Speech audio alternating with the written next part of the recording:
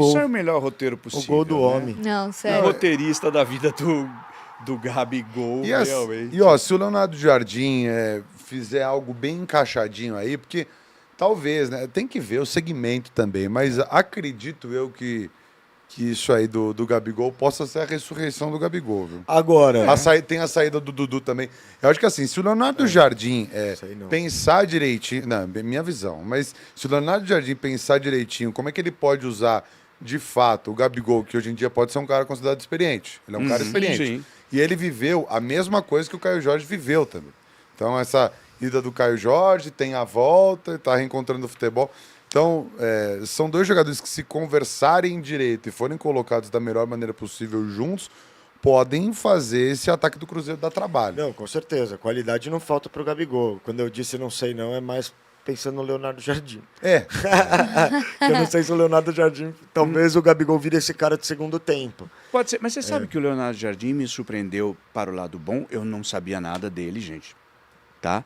Mas eu achei, pelo menos o que está passando para quem está fora, é que ele administra bem o bastidor.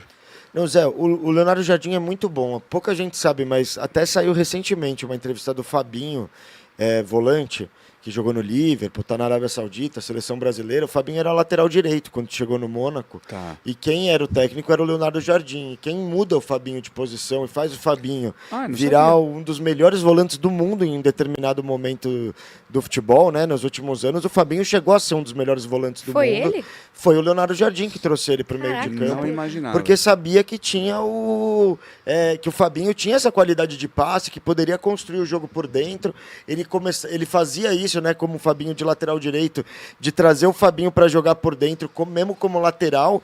E aí ele, em determinado momento, fala: Fabinho, é hora de você virar volante. Então, basicamente, um dos culpados por a gente não ter mais lateral é o Leonardo Jardim. Também, porque o Fabinho era um ótimo Se lateral. você olhar o copo É. vazio, é exatamente isso. Mas o né? Leonardo Jardim é muito bom, cara. Eu acho ele um técnico excelente. Acho que ele tem feito o Cruzeiro jogar é brincadeira mesmo. Sim. A gente viu ontem como a gente viu final de semana passado como o Flamengo engoliu o Corinthians e depois de uma semana a gente vê como o Cruzeiro conseguiu dominar o Flamengo. Sim.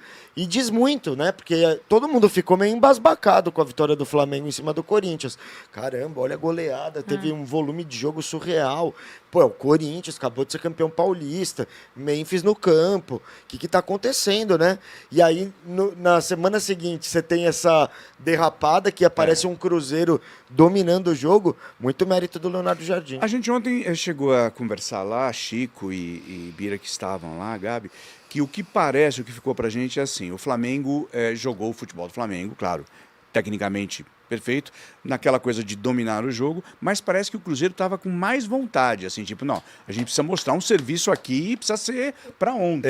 É que assim, né, Zé? Tipo, um paralelo que a gente pode fazer, até usando o próprio exemplo do Flamengo para também colocar outra equipe.